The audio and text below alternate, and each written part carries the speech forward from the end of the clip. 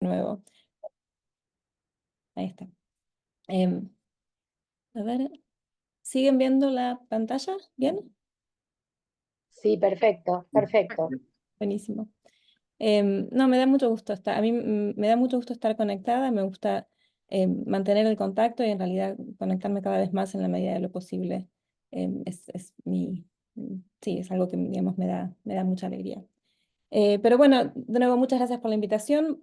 Esta presentación un poco trato de hacerla, mi trabajo es un poco en la intersección entre la biología estructural, las proteínas, la función bioquímica de las proteínas y su rol en procesos em, sensoriales, procesos en las neuronas. Entonces, siempre trato de lograr que esta intersección sea interesante para todas las personas que están en la audiencia y si algo no se entiende o es un poco oscuro, me avisan, podemos contestar preguntas o lo que sea.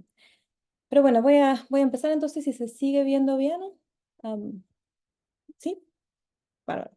Ok, entonces como Patricia decía, yo trabajo en el sentido del olfato, en la parte bioquímica, en la parte estructural.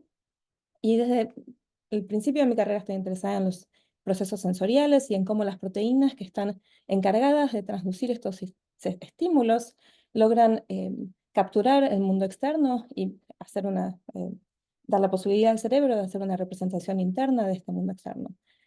En particular, en los últimos años estoy enfocada al sentido del olfato, porque el sentido del olfato enfrenta un desafío, un challenge, un desafío muy grande como modalidad sensorial. Y esto es porque continuamente, en cualquier instante, los animales están expuestos a millones de moléculas volátiles que están emitidas por sustratos como comida o otros animales. Y estas moléculas volátiles, que voy a referirme como odorantes, son, portan información que es importante para los animales para detectar. Y lo que tenemos que detectar es conjuntos reducidos de estas millones de moléculas alrededor nuestra, porque en el aire alrededor nuestro, en estas millones de moléculas, hay conjuntos de 10, 50, 100 moléculas que están, o grupos de moléculas que provienen de fuentes importantes y que tenemos que detectar en este contexto sensorial tan complejo. Entonces, esto en particular, por ejemplo, en los mosquitos que pican humanos y en otros insectos que pican humanos, eh, usan el sentido del olfato para detectar el olor de las personas. Pero el olor de un humano no está compuesto de un solo compuesto o de solo tipo de moléculas. El olor de un humano, como la mayoría de los olores naturales, es una mezcla compleja que tiene por lo menos 50 o 100 tipos de moléculas distintas. Y de hecho, estas moléculas que estoy mostrando acá en la slide son 10 de las moléculas más importantes que los mosquitos usan para detectar el olor de un humano. Y quizás algunos de ustedes que tienen una conexión o más background en química pueden darse cuenta que estas moléculas son pequeñas, son hidrofóbicas, hay mucha heterogeneidad, hay unas que son muy parecidas a otras, y el sentido del olfato tiene que detectar diferencias, por ejemplo, entre un aldehído de 9 carbonos o de 10 carbonos. Es una diferencia pequeñísima en una molécula am, ah, que porta información tan importante. Entonces, esto es un desafío, digamos, desde el punto de vista incluso bioquímico, es un desafío enorme de detección química. Detectar estas 10 moléculas que nosotros humanos emitimos en cantidades en abundancia pequeña en un contexto sensorial con millones de otras moléculas alrededor. Este es el desafío en el que yo me enfoco en mi trabajo y que ha sido, digamos, un foco de estudio, un gran misterio para la neurociencia sensorial por muchas décadas. Para detectar estos olores, los animales, en este caso muestro un mosquito, usan receptores olfativos que están expresados en los epitelios sensoriales, el sentido del olfato. En insectos esto ocurre en la antena, que son los órganos sensoriales, o mayormente en la antena, que es el órgano sensorial externo. Y estas proteínas son las encargadas de detectar estas moléculas. Entonces, ¿cómo ocurre este proceso? ¿Cómo detectan estas proteínas los estímulos volátiles? Una de las cosas que sabemos de haber estudiado estos procesos durante décadas como campo es que los animales requieren muchos receptores olfativos diferentes, en muchas especies, más de 500, por ejemplo, en muchos mamíferos, incluso en algunos insectos. Ahora, 500 receptores olfativos, o 100 o 200, ¿eso es mucho? ¿Es poco? ¿Cómo comparamos? ¿Cuál es el punto de referencia? Me gusta siempre mostrar este tipo de análisis en el cual acá les estoy mostrando como comparación un árbol con la mayoría de los receptores sensoriales que se conocen en humanos en este caso. Es decir, que cada línea, esto no tiene, es un árbol sin root, sin raíz. Cada línea representa una proteína que tiene una función demostrada sensorial en humanos. Y por ejemplo podemos encontrar las opsinas, que son responsables de la visión, las dos proteínas piezo en humanos, que son responsables del sentido, de modalidad de tacto o la recepción mecánica, los 10 TMCs, que son responsables de la audición, los trip channels, que detectan temperatura, osmolaridad, otro tipo de estímulos. Y después tenemos acá los receptores olfativos, o los quimorreceptores, que acá incluyo el olfato y en realidad también el gusto. Tenemos una gran superabundancia de receptores olfativos y de gusto comparado con cualquier otra modalidad sensorial. Y esto, que lo vemos acá en este gráfico en humanos, se repite en el mundo animal, en muchos animales. Los receptores olfativos y del gusto superan en número ampliamente a los receptores que usamos para cualquier o casi cualquier otra modalidad sensorial. ¿Y por qué? Esto es porque la detección de estímulos olfativos requiere la interacción con un espacio químico enorme, heterogéneo, que tiene muchas variables que cambian de manera no continua en muchos axes. Entonces, ¿cómo hacen estos 500 o 1000 receptores, quimorreceptores de olfato, de gusto, para detectar este enorme espacio químico? ¿Cómo detectan estas millones de moléculas en el ambiente? ¿Qué señales mandan al cerebro? Por ejemplo, hay un sistema en el cual receptores olfativos detectan ciertos grupos químicos, suponete alcoholes, y otros receptores olfativos detectan cuántos carbonos hay en la cadena alifática, o se detecta la molécula en su integridad, y son otros procesos neuronales que después permiten codificar el sentido de esa molécula. ¿Cómo ocurre este proceso? ¿Cuáles son los parámetros del espacio químico que son importantes para el sentido del olfato, que tenemos que entender como animales? Esto es lo que en realidad no sabemos y lo que es el foco de mi estudio, porque acá puse algunas de las teorías o los principios del olfato que fueron propuestos en las últimas décadas.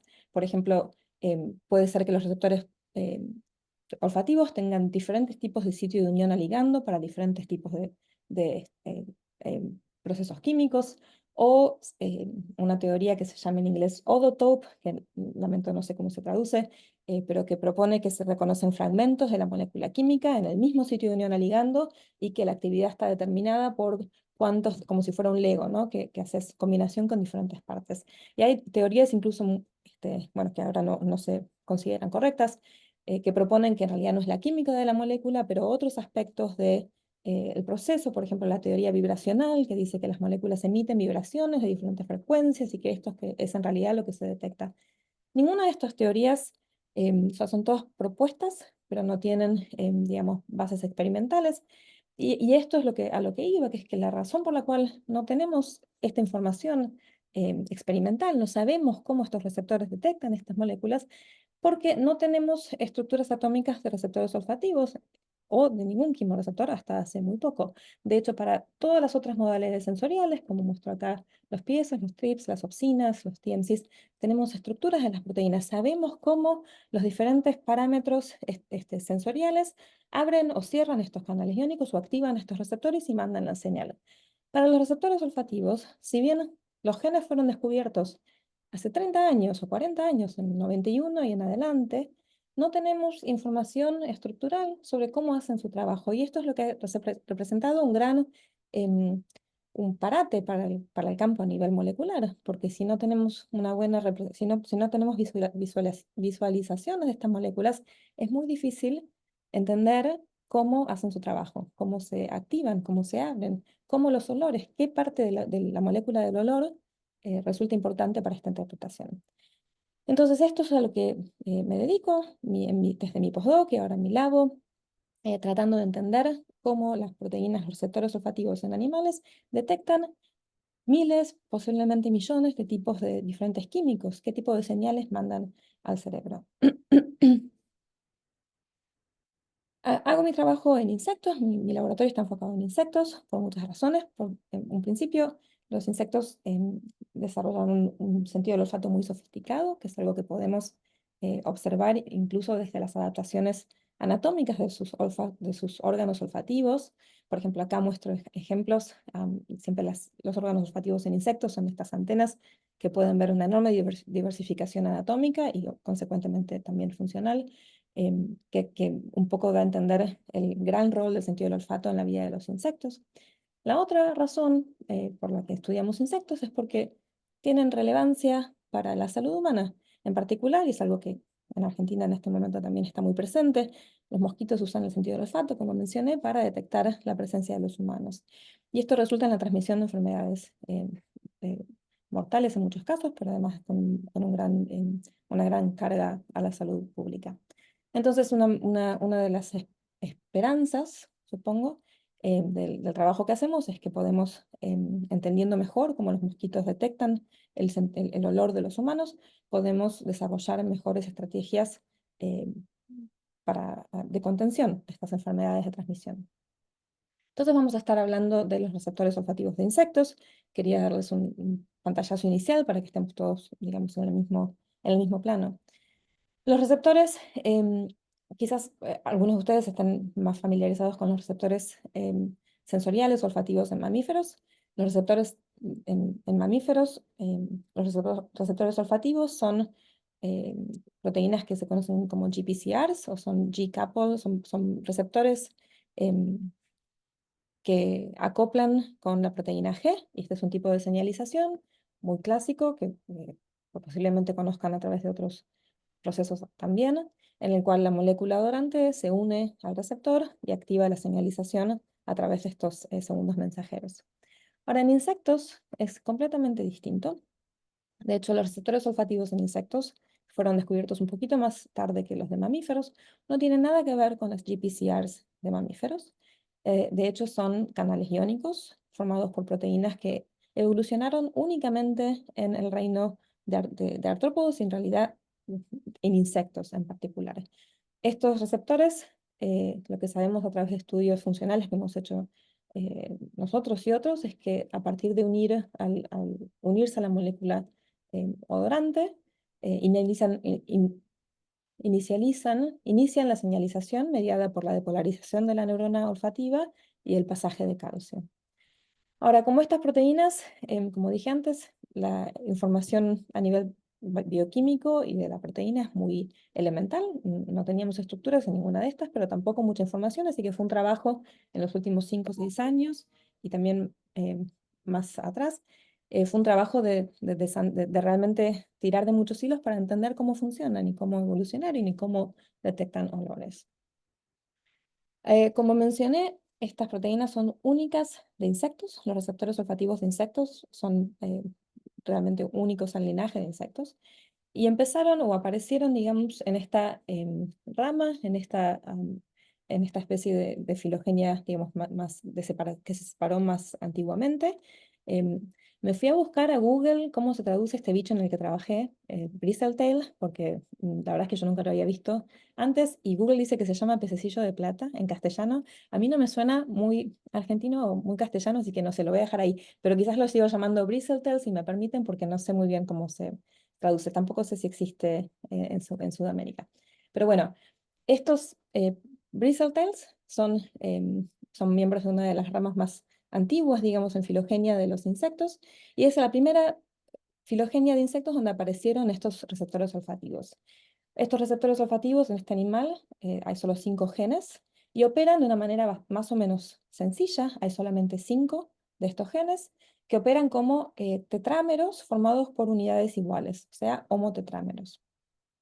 En animales de filogenias más recientes, como los neopterans, las hormigas, mosquitos, abejas, moscas, en todos estos animales esta familia se expandió, hay muchos más receptores olfativos y son mucho más complejos. ¿Y por qué digo que son más complejos?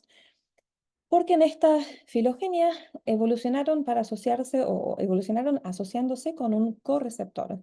Este correceptor es una proteína que es un miembro de la misma familia que los receptores olfativos. La llamamos ORCO, en inglés es OR co-receptor. Y este ORCO, de nuevo, es la misma familia de proteínas, con lo cual la secuencia es parecida. Es único porque la secuencia de estos ORCOs está conservada en todos estos insectos. O sea, cada uno de estos insectos, el mosquito, la mosca, la abeja, tienen un solo gen para ORCO. Y estos genes entre una abeja y una hormiga son casi idénticos. O sea, es una secuencia muy conservada. Es un correceptor que es casi idéntico en insectos. Y no se une a ningún ligando, no se une a olores. El rol de orco siempre fue misterioso, sabemos que está en el genoma y sabemos que es necesario para el sentido del olfato en estos animales, pero no sabemos qué hace y por qué evolucionó de esta manera, qué le aporta al sentido del olfato de estos insectos tener este sistema eh,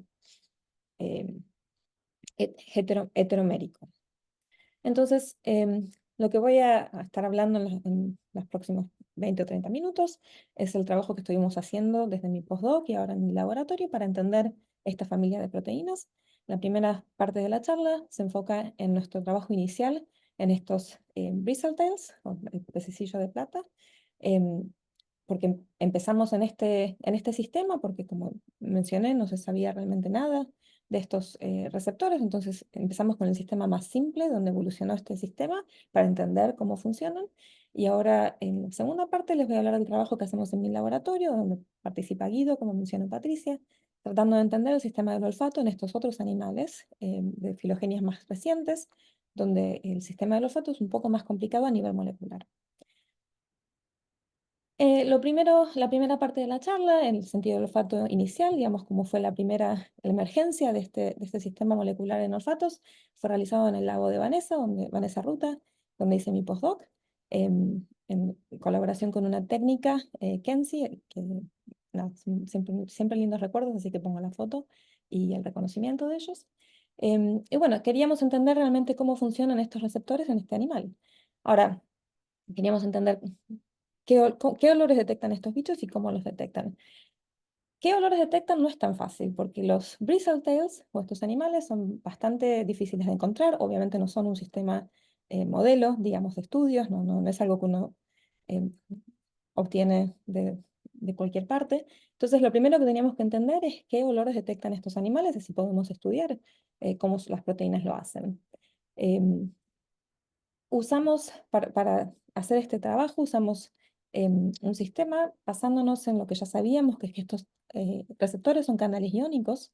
Desarrollamos un ensayo, un tipo experimental, un assay, donde podemos expresar estos receptores olfativos en conjunto con un sensor de calcio. Y como sabemos que la apertura del canal iónico eh, cuando según un odorante que activa el receptor deja pasar calcio, esto resulta en una señal fluorescente que nos permite hacer este tipo de screening en un formato de muchos, em, de mucho, que lo podemos hacer muy rápido, de mucho throughput. El tipo de señales que obtenemos se ve algo así, podemos aplicar diferentes concentraciones de ligandos, de odorantes, y ver activación o no del receptor. Probamos un panel de odorantes, o sea, ¿qué moléculas usamos para esto? Volvemos a la pregunta, ¿qué huele este bicho? Siempre es como un poco, es un poco esotérico, porque hay que meterse, digamos, en el nicho ecológico de este animal, entender cuál es la ecología. Usamos un panel de odorantes bastante común, digamos, nos basamos en odorantes clásicos de insectos, que muchos de los animales en la filogenia de insectos reconocen y son activados. Y entonces, usando este panel de insectos, logramos lo que nosotros llamamos desorfanizar bueno, caracterizar la actividad de estos receptores a muchos de estos compuestos. Yo me mencioné originalmente que este bicho tiene 5 receptores olfativos. Nosotros logramos encontrar odorantes o moléculas que activan 2 de estos receptores, OR5 y OR1, o el receptor 5 y el 1. Y lo que encontramos fue muy interesante porque encontramos ya bastante diversidad, o sea, estas dos proteínas, estos dos receptores olfativos tienen una curva de activación muy distinta entre ellos, o sea, están entonados a diferentes porciones del espacio químico.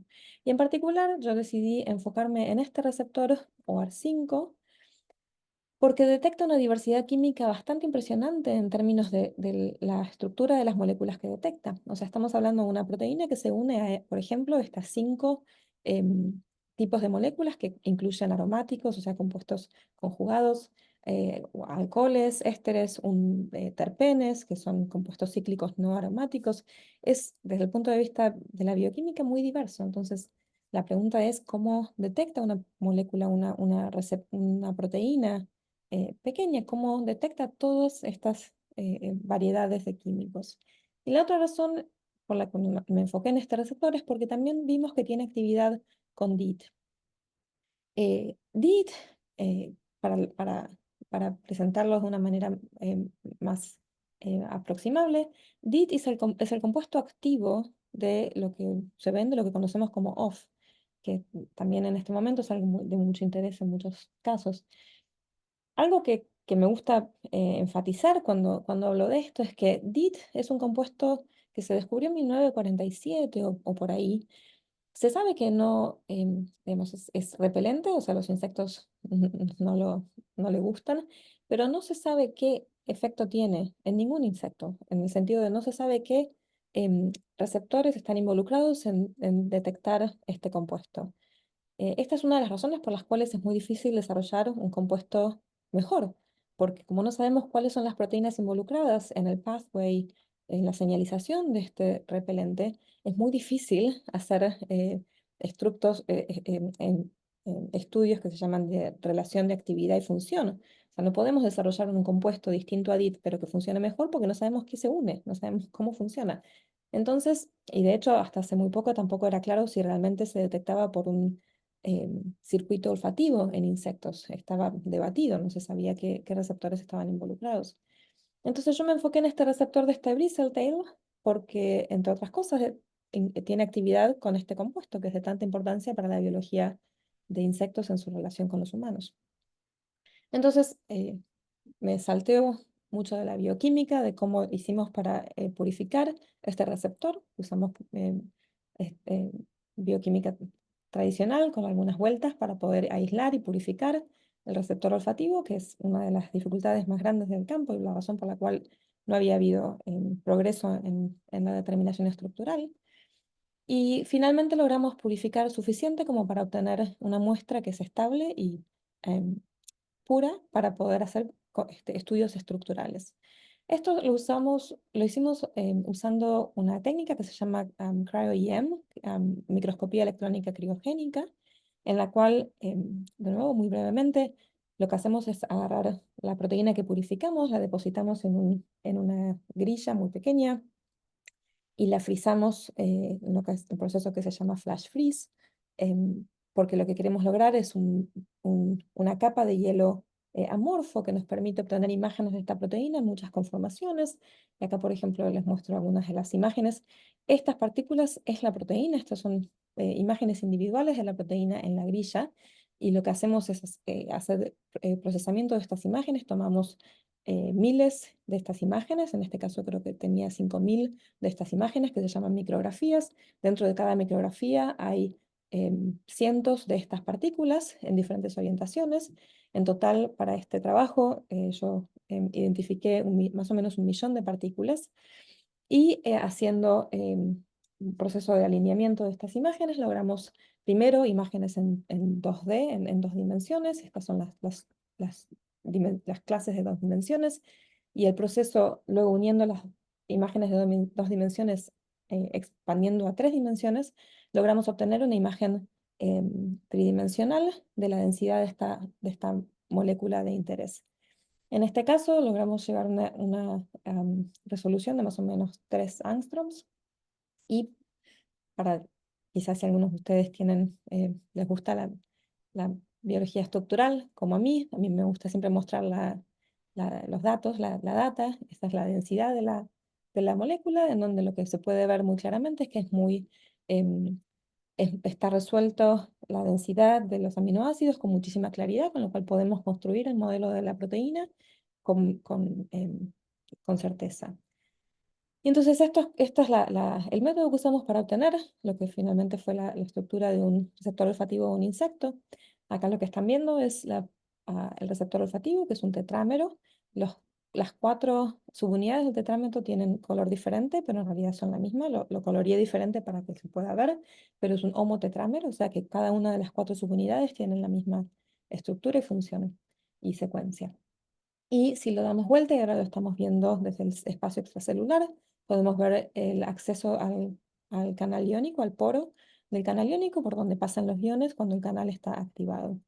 Entonces, este trabajo en el que logramos obtener acceso a la información estructural de esta proteína, nos permite ahora estudiar cómo se unen los olores y cómo este canal este, se abre, se cierra en respuesta a diferentes tipos de químicos.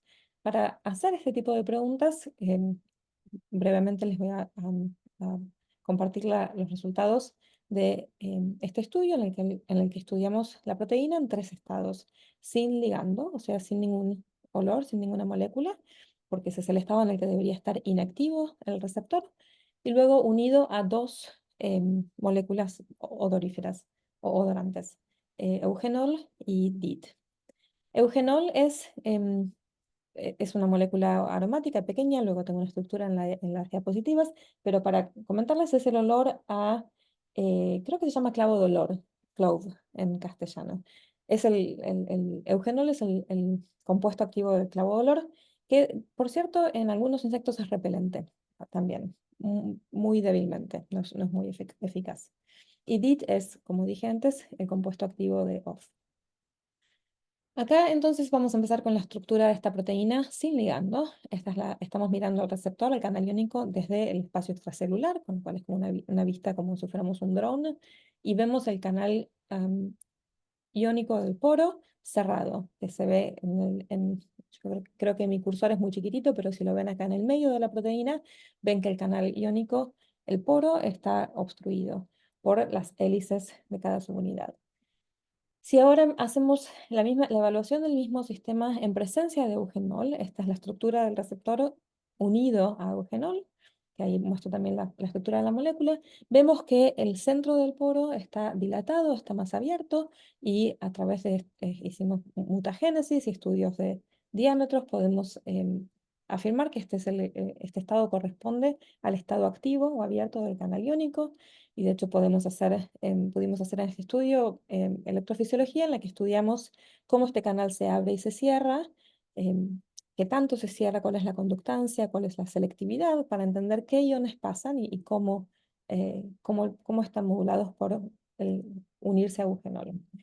Lo otro que hicimos es hacer el mismo estudio, pero en presencia de DIT en lugar de eugenol, y lo que vimos es que, de nuevo, el canal está abierto, y está abierto con una misma conductancia y mismas características que cuando está en presencia de eugenol. Esto lo que ya nos empezó a decir es que el mecanismo de activación del canal iónico por diferentes ligandos con química distinta es similar, o al menos converge en la misma apertura del poro. Entonces, ahora que tenemos esta posibilidad de estudiar estos receptores en estos contextos, podemos finalmente ir a preguntar cuál es el sitio de unión a ligando. Entonces, ahora les muestro de nuevo el receptor sin ligando desde la vista extracelular y también en un plano a través de la membrana. Y ahora sí, tomamos una sección, digamos, a través de la membrana, encontramos una cavidad en cada una de las 4 subunidades, que acá si ven el cursor lo podrán ver, pero bueno, si no, es digamos, agujerito en la porción transmembrana de las subunidades, y ahí es donde encontramos la densidad correspondiente a la molécula de eugenol y a la molécula de DIT en las estructuras de este receptor unidos al ligando. Una de las cosas que primero fue gran sorpresa para nosotros y en general para el campo es encontrar que estos 2 compuestos, que tienen una química muy distinta, se unen al mismo sitio de unión al ligando, lo cual ya de por sí nos dijo que no estamos en presencia de muchos sitios de unión al ligando, es un sitio de unión al ligando único, una cavidad, en este caso hidrofóbica, que parece estar posibilitada a reconocer estos 2 tipos de compuestos de química muy distinta.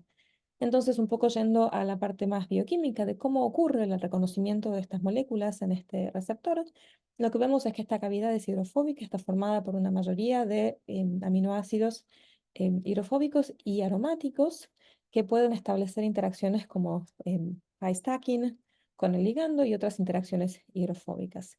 Pero una de las cosas más interesantes, y acá muestro simplemente una rotación de los sitios de unión al ligando para comparar en presencia de las dos moléculas. Una de las cosas más interesantes es que el sitio de unión al ligando es realmente muy parecido en estos dos casos.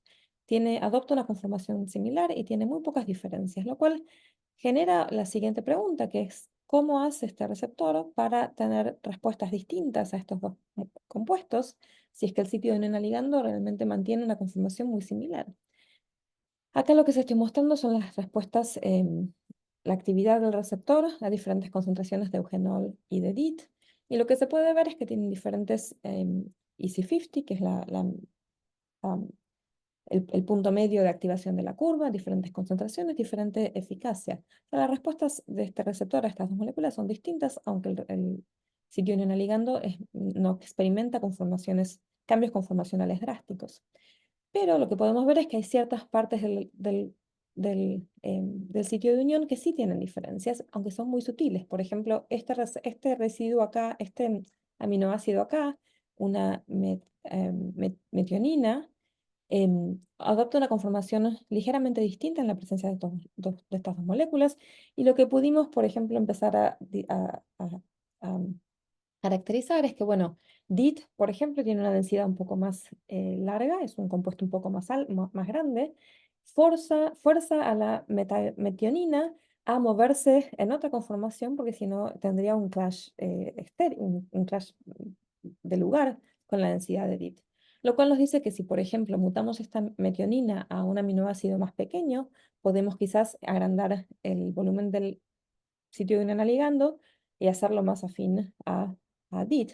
Esto es lo que logramos hacer, esta mutación de metionina a valina, que es un aminoácido más pequeño, em, resulta en una curva de respuesta con más respuesta para DIT y menos respuesta para eugenol, que es más chico y que entonces no puede efectivamente hacer interacciones con esta parte del sitio de unión al ligando. Estos son para mostrar pequeñas manipulaciones en la secuencia de la proteína de este receptor que dan em, resultados drásticos en su respuesta a diferentes moléculas odorantes. Lo último respecto a esta parte es que yo les mostré en el principio que hay, por ejemplo, en este caso teníamos 35 otras moléculas odorantes de identidades químicas distintas que logran activar este receptor.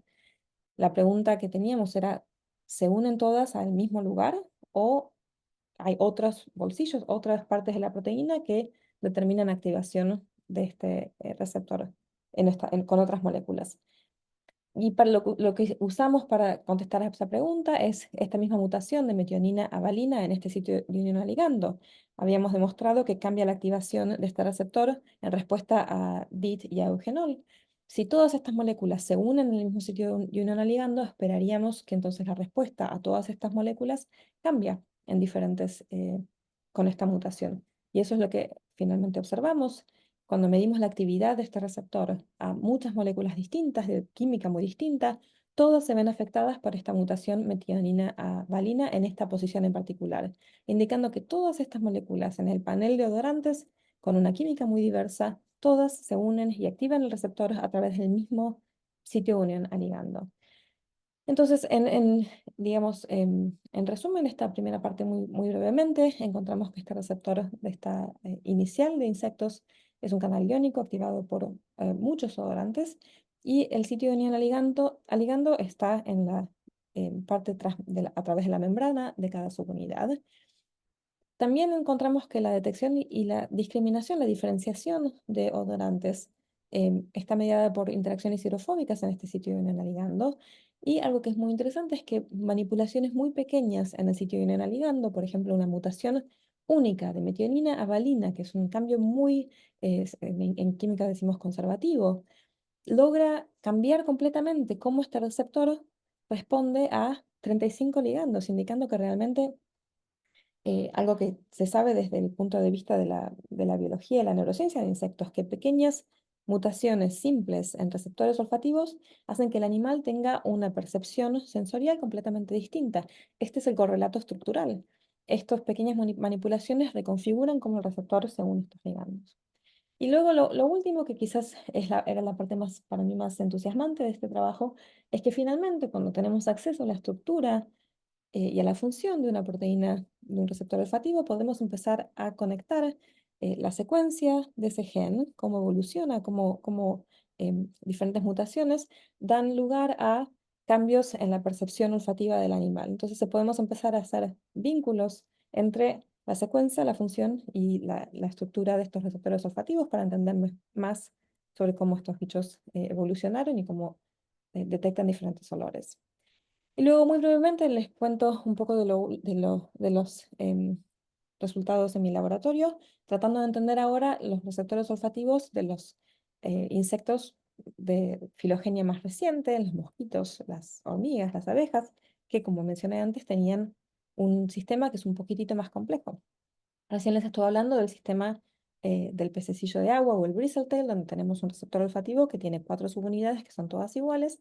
Y ahora la pregunta es cómo eh, eh, huelen, por ejemplo, los mosquitos que evolucionaron un sistema en el cual también se asocian con un orco, que es un correceptor. Acá les muestro, para recordarles, la estructura del bristletale, que es lo que les mostré recién. Y hace unos años también nosotros trabajamos en la estructura de orco, el correceptor, sin asociarse con ningún otro OAR, con ningún receptor. Este que les estoy mostrando ahora desde en esta imagen es la estructura de un orco, un correceptor de una avispa. Y lo que les quería mostrar con esta imagen es que son realmente muy similares. La familia de OARs y la familia de orcos son, desde el punto de vista de la proteína, casi idénticos. El asemblaje y el folding de la proteína es casi idéntico. Entonces la pregunta es, ¿cómo se asocian estos dos y por qué? ¿Por qué los insectos como los mosquitos, por ejemplo, evolucionaron este sistema en lugar de usar solamente receptores olfativos sin correceptor? Bueno, estos receptores heteroméricos em, son, digamos, como la fuente, la parte más interesante, porque son los que usan los insectos que casi todos nosotros estamos más en contacto, tanto desde la ciencia como en la vida cotidiana. Entonces queríamos entender cómo se forman, cómo funcionan y por qué evolucionan de esta manera. Entonces esto, esencialmente la pregunta de cómo ocurre este proceso. Si bien no teníamos ninguna estructura, hay algunas evidencias de la literatura, de estudios que han hecho estos grupos in vivo. Y una de las cosas que sabemos es que forman el OAR y el ORCO, forman tetrámeros que tienen al menos una subunidad de OAR y al menos una subunidad de ORCO.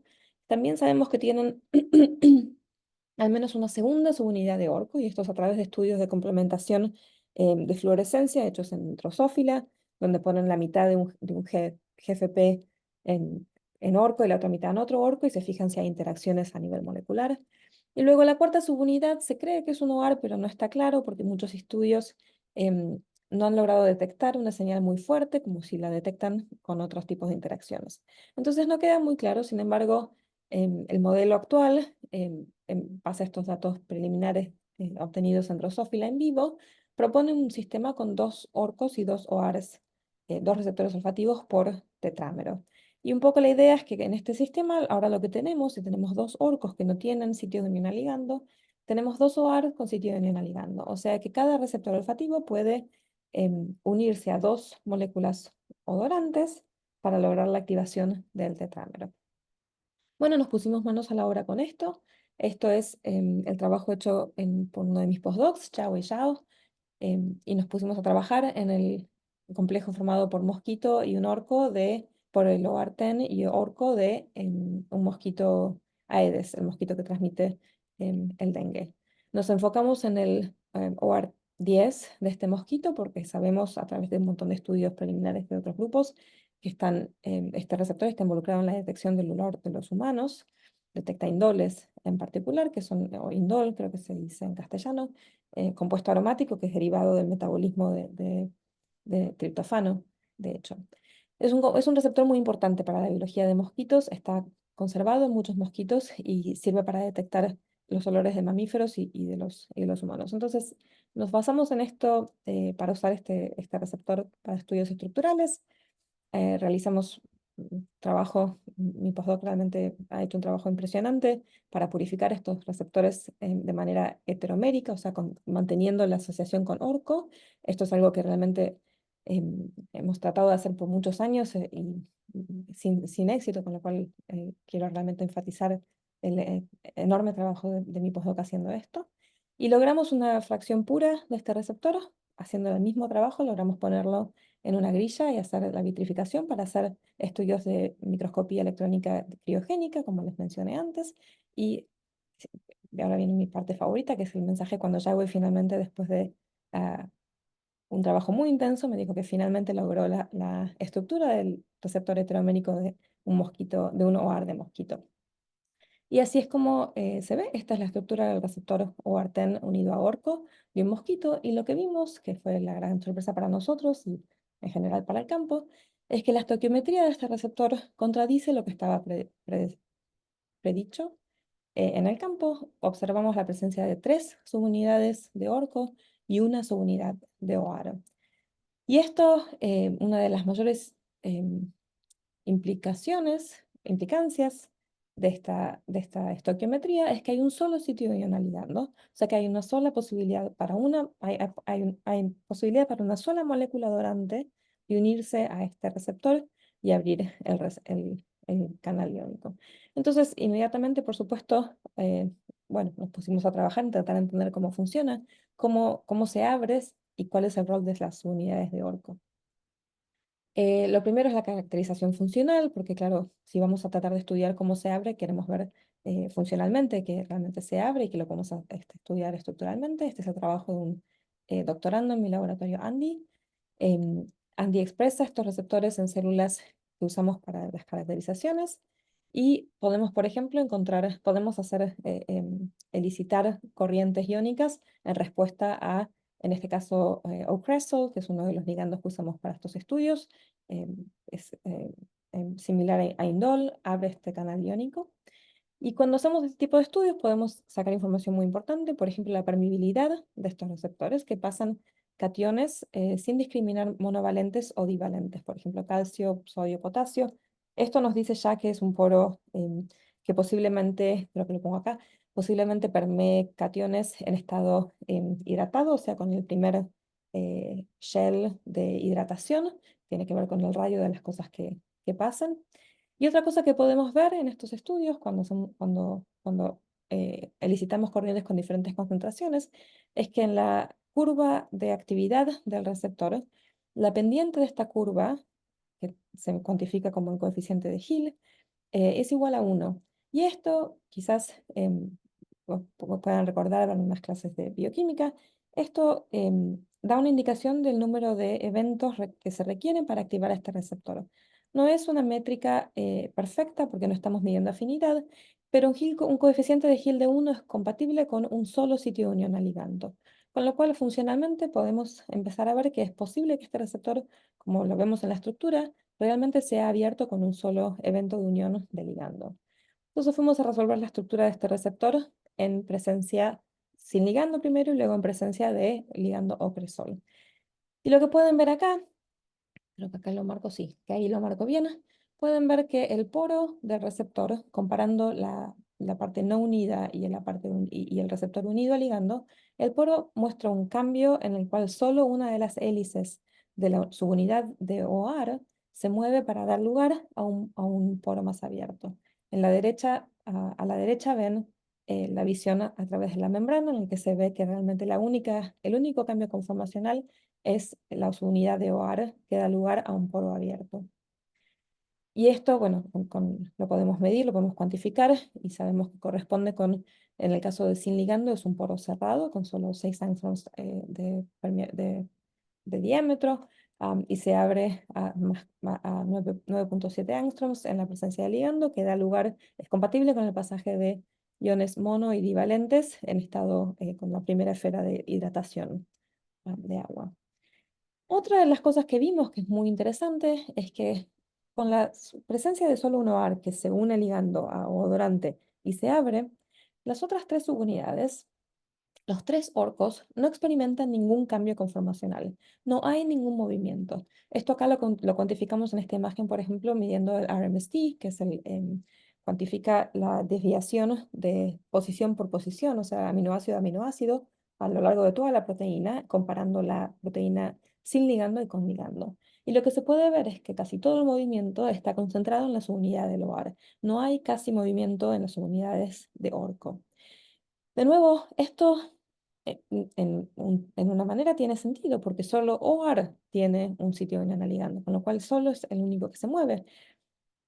Pero da lugar a la pregunta que realmente se vuelve cada vez más interesante, que es ¿cuál es el rol de orco? ¿Por qué este sistema evolucionó de esta manera? ¿Por qué pasar a un sistema en el cual tenemos cuatro subunidades, de las cuales tres no hacen nada y solo una de ellas tiene movimiento en respuesta a odorante? Sobre todo cuando habíamos visto que en los receptores de los insectos un poco más de filogenia más ancestral, hay cuatro subunidades con posibilidad de unirse a ligandos y abrirse. Entonces, ¿por qué esto? ¿Por qué evolucionar hacia este sistema? Y no tenemos una respuesta porque esto es como muchas de las preguntas evolutivas, es especulativo. Pero una de las cosas que pensamos es que la aparición del sistema con el correceptor orco da lugar a mucha más diversificación del OAR, del receptor olfativo, de la otra subunidad. Y esto es porque orco, que está muy conservado, que tiene una secuencia que no ha cambiado casi nada en la evolución, provee una especie de, en inglés yo diría scaffold, y cuando lo traté de traducir dice andamio, pero andamio no sé si se entiende o no. La idea es que Se orco... entiende lo que es scaffold, no te preocupes, para nosotros nos pasa lo mismo con traducir scaffold. Ok, Así que gracias, porque cuando lo traté de traducir me sonó que no, pero bueno, andamio o scaffold. La idea sería que orco, que contribuye a tres subunidades y la mayoría del canal de conducción de iones, provee como un scaffold conservado, muy estable, que permite que el OAR, la otra subunidad, se diversifique en secuencia y en función mucho más de lo que podría si tiene que mantener tetramerización a través de todas las subunidades que por supuesto, como dije antes, es especulativo. Pero una de las cosas que sí notamos es que a lo largo de la evolución de la filogenia de insectos, desde la aparición de la subunidad orco, se expandió la familia de receptores olfativos mucho más, con lo cual en insectos, por ejemplo, los neópteros como las hormigas o las abejas, tenemos cientos de OARs que se asocian siempre con un solo orco. Entonces, de nuevo, especulando, porque nos gusta pensar en estas cosas, ¿por qué evolucionará este sistema? Pensamos que quizás es una manera que permite esta la enorme diversificación concentrada en una sola subunidad en lugar de en toda la proteína. Y luego, muy brevemente, porque bueno, esto es algo ya más de la química, pero bueno, por supuesto tenemos que entender también dónde se unen los olores, dónde está el sitio de ion ligando. Acá les muestro la estructura del receptor sin ligando, y esta es la estructura con el ligando o cresol, que lo ven ahí chiquitito en la subunidad de OAR, y enfocándonos un poco en la química de unión a ligando, podemos ver de nuevo, como era el caso en el receptor OR5 de Bristletale, es un sitio de unión a ligando muy pequeño con uniones o interacciones mayormente hidrofóbicas y pi stacking con algunos residuos, aminoácidos aromáticos y realmente mediado por un espacio y un número de aminoácidos muy pequeño. Otra cosa que también es interesante es que el sitio de unión a ligando en este receptor de mosquitos es exactamente el mismo lugar, la misma posición que el sitio de unión a ligando en el receptor OR5 de Bristletales, que para los que quizás no, Bristletales y mosquitos están a, diría, 300 millones de años o 400 millones de años de diferencia. O sea, realmente muy conservado el modo en el cual los olores se unen y activan este receptor. Y acá les muestro cómo está unido y acá sin unir, cómo elicita un cambio conformacional en esta proteína una vez que se une el ligando.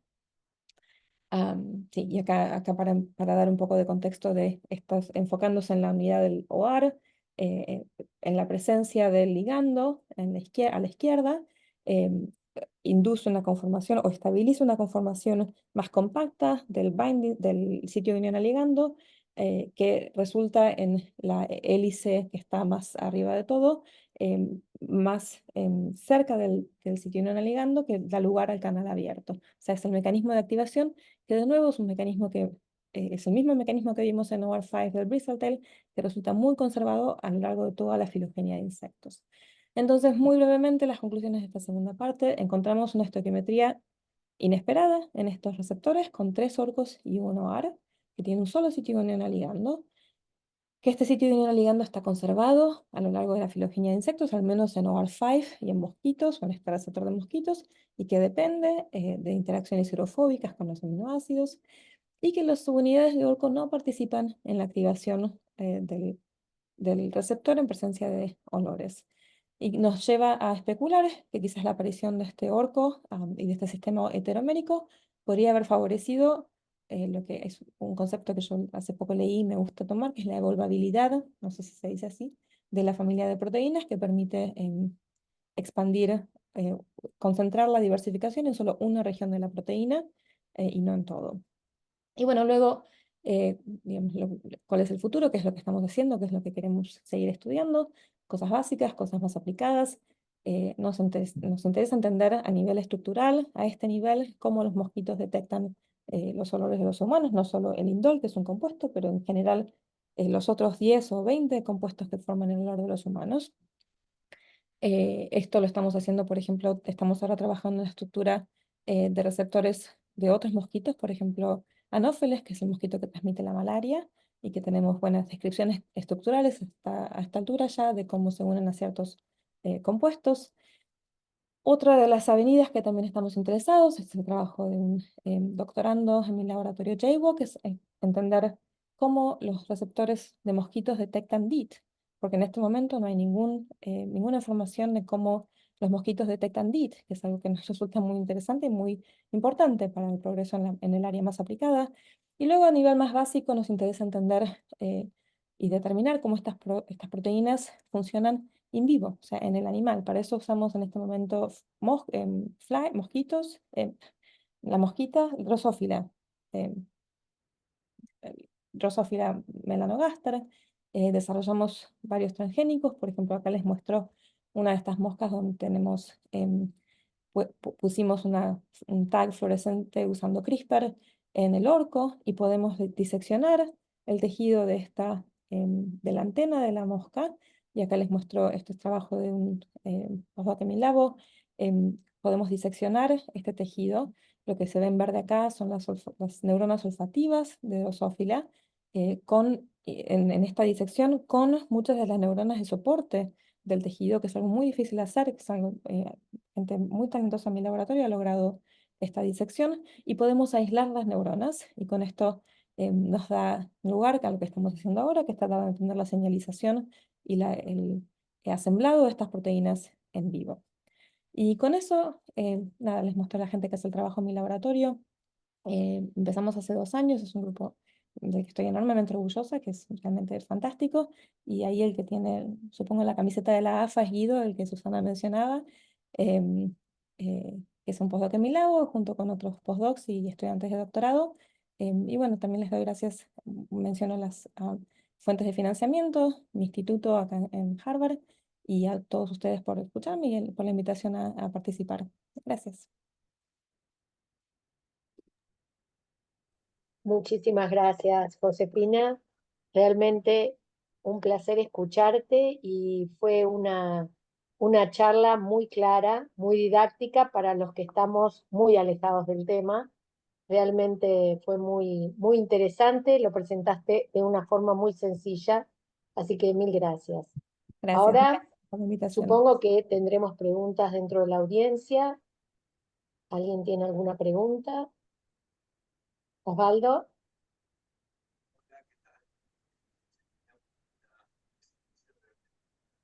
no se te escucha, Osvaldo, no te escuchamos. Supongo que vos te referías a él cuando hablabas de algún profesor tuyo que tuviste. Sí. No quiero decir hace cuánto igual, vamos a dejarlo No ahí. importa. Los Me docentes olvido que tengo universitarios que usar esto en empezamos a esta los 22. computadora, disculpen.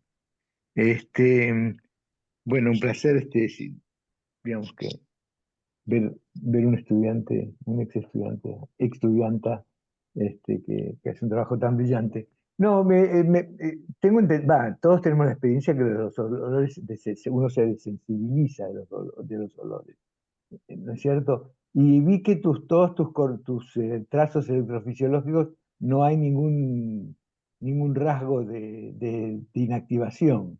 Te- Quería preguntarte si tenés algo para comentar al respecto. Sí, también nos sorprendió eso, lo veníamos notando hace los primeros registros que hicimos en el 2018-19 y otra gente lo había notado. Lo que encontramos es que las proteínas no experimentan inhibición o desensitización, las neuronas sí. O sea, la hipótesis que se plantea o que proponemos, porque las proteínas, tanto desde ahora que tenemos estructuras, la podemos ver que la estructura abierta es estable y la podemos mantener abierta todo el tiempo que queramos.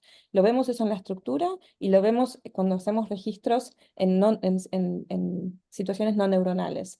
Como vos lo viste, la corriente se mantiene abierta, el canal está abierto, todo lo que pongas, no todo, pero más o menos. O sea, hay poquito de rundown, pero en general no lo que se ve en las neuronas. Ahora, cuando lo hacemos en la neurona, vemos desensitización o inactivación. Estos canales pasan calcio, además de pasar sodio y potasio. Y lo que se piensa en este momento, que es la hipótesis que manejamos, es que parte de la señalización es la depolarización de la neurona a través del pasado de sodio y potasio, o digamos el balance de iones, pero hay una señalización a través del pasaje de calcio que tiene otra dinámica temporal que es un poquitito más lenta y que da lugar a silenciamiento a nivel neuronal y no a través de la proteína, no cerrando la proteína desde el sitio de una ligando. Es posible que haya en otro espacio temporal fosforilación y otros procesos que lleven a la desensitización. Sí. Gracias. Marta, vos querías hacer una pregunta. Hola a todos y bueno, Josefina, la verdad que te re felicito porque lo hiciste súper claro para gente como yo que no estoy en el tema, así que entendí todo. Gracias. Mira, te ves una pregunta un tanto naive de alguna manera, ¿viste? Porque vos al principio dijiste que uno de los objetivos de este trabajo era poder colaborar con todas las enfermedades que transmiten este tipo de insectos. Es muy loco pensar que en un futuro se puede hacer alguna mutación de esos aminoácidos tan sensibles en el mosquito, por ejemplo, que es lo que nos vuelve locos ahora nosotros acá, y que, bueno, a través de las generaciones pierdan el interés en picar al humano, digamos, es muy loco pensarlo. No, para nada. De hecho, para mí es una de las cosas que sería más em, de más alcance, ¿no? Porque entonces no tenés que preocuparte de comprar productos, de la química de los productos. A veces hay cierta resistencia a las manipulaciones genéticas de organismos y esta es una cosa que yo no estoy de acuerdo. A mí me parece que en particular en mosquitos hacer manipulaciones genéticas, sobre todo si llevan a la desensitización o a dejar de preferir al humano, me parece una avenida viable, pero bueno, yo no soy tampoco, no hago biología a la escala digamos, de la epidemiología global, pero es totalmente posible. Y para mí, el trabajo que nosotros hacemos, una de las ideas es proveer esa información, porque si, por ejemplo, en este momento, y esto, bueno, lo que presenté hoy está todo en prensa, digamos, está o publicado o por publicarse, pero tenemos trabajo en este momento en el que tenemos un receptor olfativo de un mosquito unido a DIT. Y estamos haciendo experimentos en mosquitos para ver si efectivamente podemos lograr un mosquito transgénico, en este caso en el laboratorio, no para liberar, en el que podemos hacerlo, por ejemplo, modificar la sensitividad a este repelente o hacer repelentes mejores. Esto es algo que estudios estructurales pueden avanzar porque pueden dar la información de, por ejemplo, qué aminoácidos mutar. O desde la perspectiva de la química, si no se quiere hacer transgénicos, qué compuestos podemos usar que quizás sean un poco mejores o un poco más efectivos, de más alcance o de mejor tolerabilidad, o digamos, todas esas cosas que no se pueden hacer hasta que hasta que no sepamos cuáles son las proteínas involucradas. Mm, pero bueno, gracias, ojalá. Ojalá. Mi pregunta iba justo hacia esto último que vos dijiste, porque a mí me parecía, obviamente lo que dice Marta, por un lado, es fantástico y sería maravilloso si se lograra, pero también todos estos estudios estructurales podrían ayudar a buscar cuál sería la fórmula de ese compuesto de DIT modificado como para que aumente la sensibilidad, digamos, digamos, conociendo los receptores odoríferos, cuál sería el compuesto que sea más eficientemente detectado y que se pueda utilizar con menos cantidad, por ejemplo, o más esporádicamente, o que tenga un efecto mucho mayor de repelente, ¿no?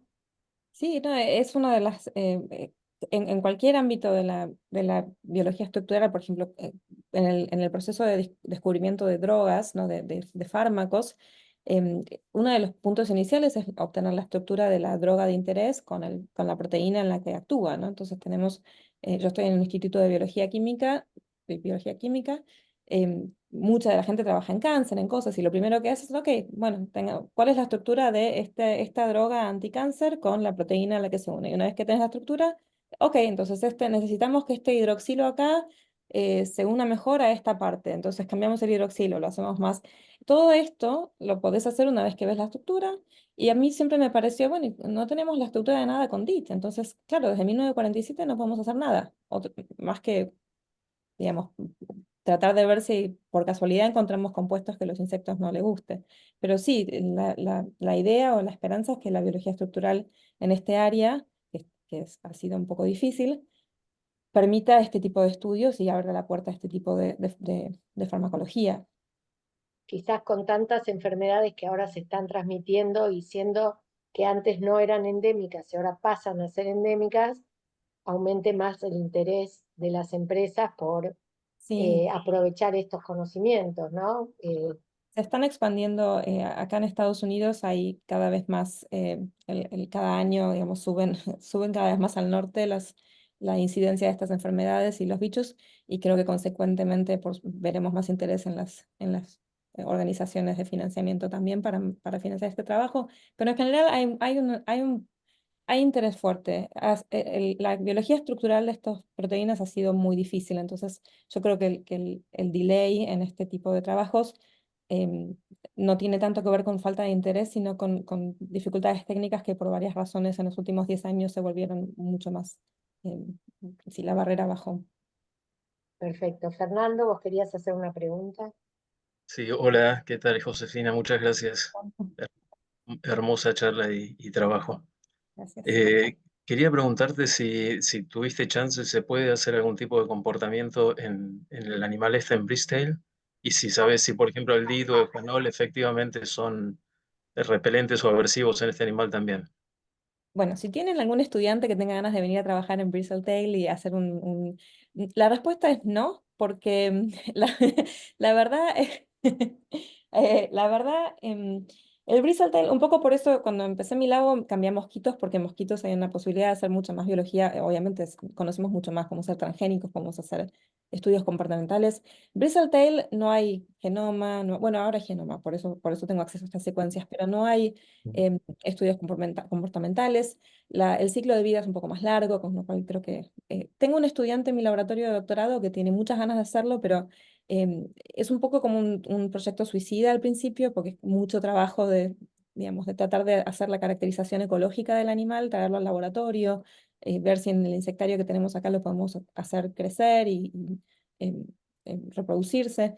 Me encantaría hacer todo eso. Lo pienso hacer, pero no, como digamos, no en los primeros 2 años del labo, que tenemos algunas cosas que queremos como empujar adelante más activamente, pero es un proyecto medio sueño para mí, me encantaría.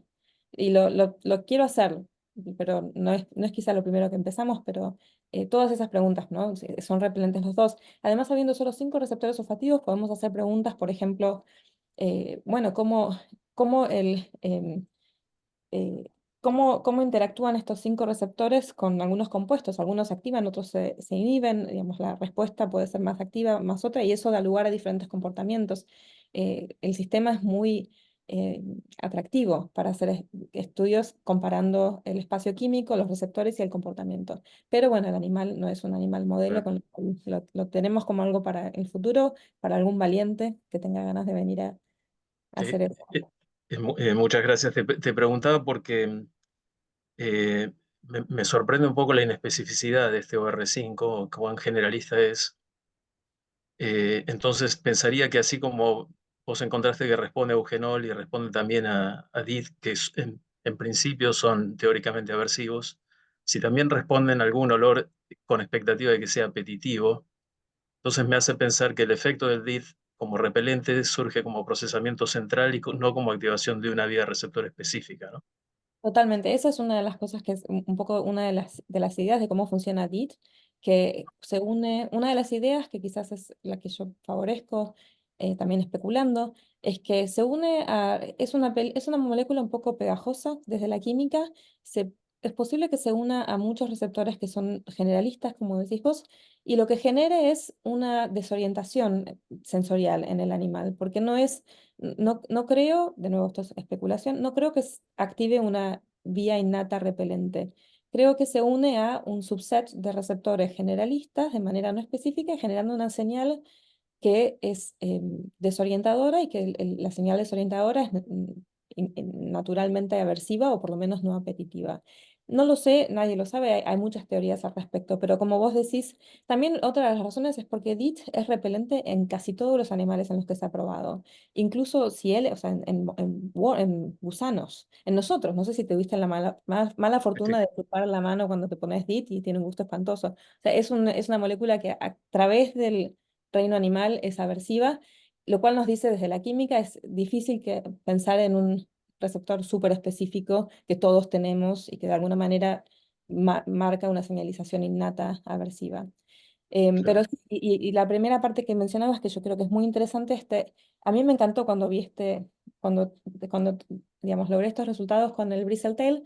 Tenemos un receptor que es muy generalista. El otro que mostré, que hice trabajo pero no lo mostré acá, es un poquito más específico, tiene respuesta más alta y es como un sistema muy lindo de pensar como si fuera el primer sistema olfativo de este bicho. Necesitas 5 receptores, algunos como generalistas que quizás te dan como una idea de tu ambiente y algunos receptores, 2 o 3, más específicos para algunos compuestos que quizás son más importantes en la ecología química de ese animal. No lo sé, pero digo, como inicio del sistema olfativo, creo que es un modelo muy lindo para estudiar. Totalmente de acuerdo. Muchas gracias. ¿Alguna otra pregunta? Yo tengo, si no hay más, tengo, pero Sí, dale, seguí, Fernando, no ¿sí? hay problema. Dale, dale. No, pensaba en el agonista este, BUA1, el que Sí. es supuestamente agonista de Orca Universal. Si, si tuviste ahora chance de ver si interactúa con Orco directamente o interactúa con este sitio de manera genérica en todos los receptores. Sí, sí, Fernando se refiere a BUA1, que es un agonista de orco que se fue descubierto, es sintético, es una molécula sintética. Orco no se une a odorantes naturales, pero BUA1, el nombre viene de Vanderbilt University porque se descubrió, lo hizo Swivel, creo, en Vanderbilt. Es una molécula enorme, sintética, no es volátil, y tenemos estructuras unidas a orco. Y se une en otro lugar, se une a través, está en un sitio de unión a ligando que consideramos no ecológico, o sea, es una especie se intercala entre dos hélices de la proteína y es el sitio de unión a ligando en orco, digamos, la posición del sitio de unión a ligando en orco donde hubiéramos encontrado eugenol y esas cosas está bloqueada hay un loop que bloquea junto a un lípido que está completamente obstruido, con lo cual el BioA1 es como un agonista que encontró como una manera de meterse entre una hélice de la proteína y abrirla, como digamos, artificialmente. Em, es muy interesante porque dice que quizás hay posibilidad para estas proteínas de tener otros sitios de uniones a ligando para otras moléculas, por ejemplo, no volátiles, que sería otro sitio de modulación. Y eso es algo que queremos explorar también desde la perspectiva de los repelentes o las moléculas que podemos llegar a generar sintéticamente que no sean, que se unan al sitio de unión a ligando. Muchas gracias. ¿Alguna otra pregunta?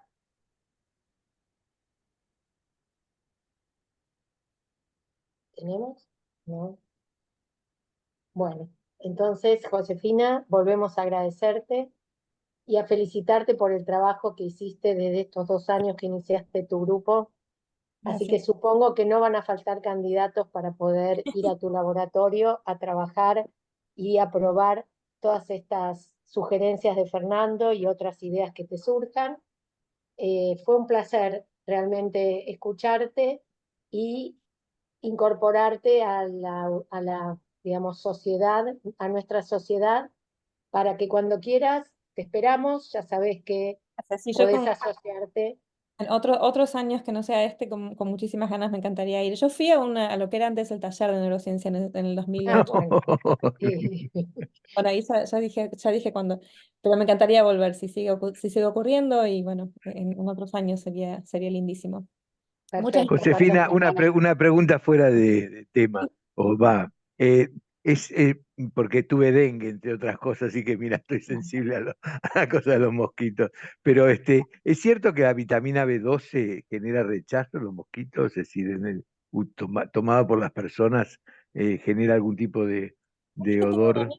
Tengo un amigo haciendo ese trabajo, no lo está encontrando, pero una de las cosas que pasa es que depende de la especie de mosquito y depende la strain, Ah, la, la- sí, la parte de qué strain de laboratorio se use, hay a veces respuestas distintas. Pero tengo un amigo que está haciendo esto en Suecia, tiene un grupo de mosquitos y trata de ver diferencias con el grupo de sangre, digamos, el RH y no encuentra nada con el B12, porque también lo escuchó, es una de las cosas que se dice. Pero bueno, no hace daño, ¿no? Con lo cual, pues, más vitamina sí. no puede hacer mal, pero no, de momento no escuché nada que confirme que eso tenga un efecto, sí, repelente. Lamento que hayas tenido, me parece, olvido que es una... Pero ahora Sobreviví. estás bien, ya estás recuperado. Sí, por suerte sí. Bueno, muchas gracias, Josefina. Muchísimas gracias, gracias por Muchas gracias, Josefina. Muchas gracias a todos por participar en estas conferencias. El mes que viene los esperamos para la próxima conferencia mensual de la SAN. Hasta pronto. Chao, Josefina, que sigas bien. Chao, hasta luego, Chao, suerte. chao. Muchas gracias. Hasta luego. Chao, chao.